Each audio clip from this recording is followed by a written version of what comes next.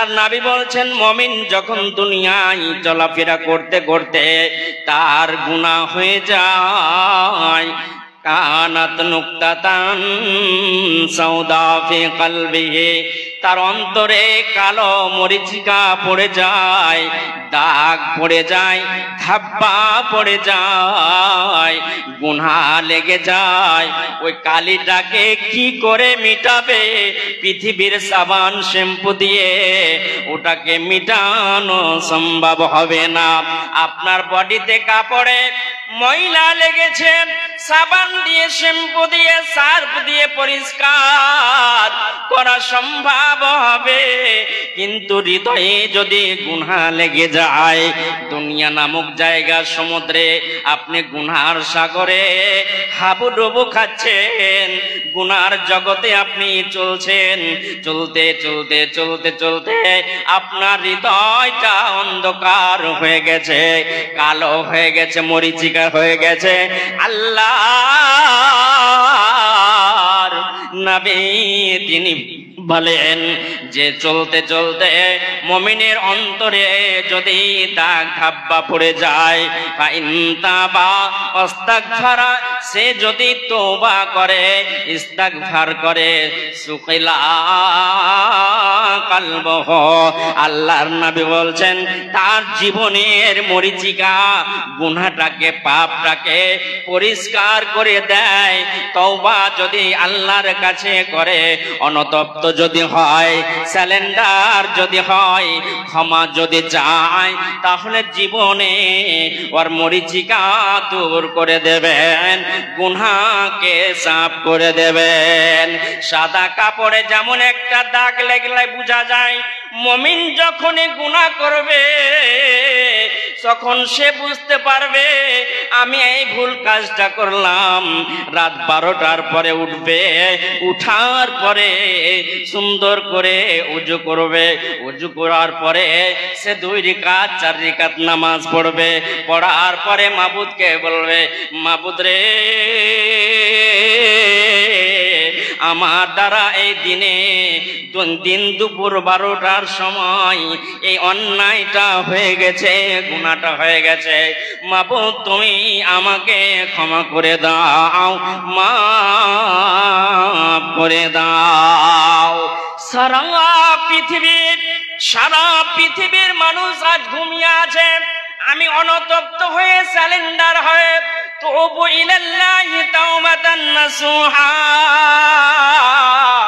একাগ্রতা চিত্তে মাবুদ তোমার মসজিদে তোমার জমিনে আমি একাকী এসেছি, মাবুদ রে তুমি আমাকে ক্ষমা করে দাও। তুমি যদি আমাকে মাফ না করো, ক্ষমা না করো, তাহলে আমি জাহান্নামের আগুন থেকে বাঁচতে পারবো না। অতএব আল্লাহ মসজিদের মধ্যে কেউ নাই, আমি শুধু একা আছি, নামাজ পড়ে তোমার কাছে দোয়া করছি, মাবুদ রে তুমি আমাকে ক্ষমা করে দাও। আল্লাহ বলছেন ক্ষমা করে দেব আমি তোমাকে। কেন ক্ষমা করবে জি? আমাদের আদি পিতাই তো ভুল করেছে। কে ভুল করেছে? কে সর্বপ্রথম ভুল করেছিল? আল্লাহ আদমকে বললেন, ইয়া আদম উসকুন আনতা ওয়া যাওজুকাল জান্নাহ, আদম হাওয়া তোমরা দুজনেই জান্নাতে থাকো, ওয়ালা তাকরাবা হাজিহি শাজারা ফাতাকুনা মিনাজ জালিমিন। সুখের জায়গায় দুইজন থাকো, এখান থেকে বের হবে না, না হলে তোমরা বিপদে পড়ে যাবে। শুধু তাই নয়, সামনে একটা গাছ আছে, ও গাছের নিকট খবরদার খবরদার তোমরা যাবে না। লা তাকরাবা হাদিস সাজারা ফাতাকুনা মিনাজ জালিমিন। ওখানে যদি তোমরা যাও তবে গুনাহগারের দলে তোমরা অন্তর্ভুক্ত হয়ে যাবে। অতএব খবরদার খবরদার ওখানে যাবে না। আল্লাহর নবী তিনি বলছেন কুল্লু বানি আদামা খাত্তা ওয়া খায়রুল খাত্তাইনা তাওয়াবুন। আদমের বেটা বেটিরা ভুল করবে, যেহেতু আদম ভুল করেছে, গুনাহ করেছে, অতএব আমার দ্বারা ভুল হওয়াটা অস্বাভাবিক নয়। আমার দ্বারা ভুল হবে, কিন্তু আমি যদি আল্লাহর কাছে ক্ষমা চাই, নবীজি বলছেন ওই বান্দাটা বান্দিটা সব চাইতে উত্তম, সব চাইতে ভালো। যে বান্দাটা, যে নারীটা, যে পুরুষটা গুনাহ করার পরে পাপ করার পরে আল্লাহর কাছে অনুতপ্ত হয়, রব মালিক আল্লাহ ওকে সব চাইতে পছন্দ করে, ওকে সব চাইতে ভালোবাসে, ওকে সব চাইতে ভালোবাসে। তাহলে গুনাহ করাটা অপরাধ নয়। শয়তানের চক্রান্তে পড়ে বন্ধুরে আমার দ্বারা নামাজ ছুটে পড়ে যেতে পারে, কিন্তু আমি যদি আল্লাহকে বলি মাবুদ রে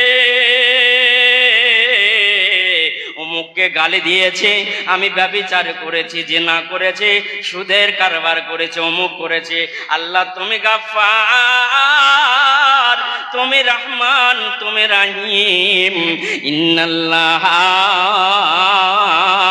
আলিমুম বিজাতিস সুদূর।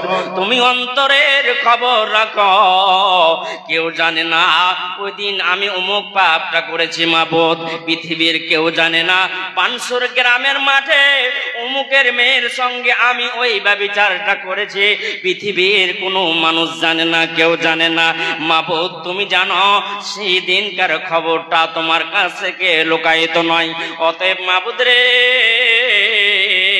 তোমার কাছে আমি আল্লাহ গভীর রাতে ক্ষমা চাইছি, তুমি আমাকে মাফ করে দাও, তুমি আমাকে ক্ষমা করে দাও, তুমি আমাকে মাফ করে দাও।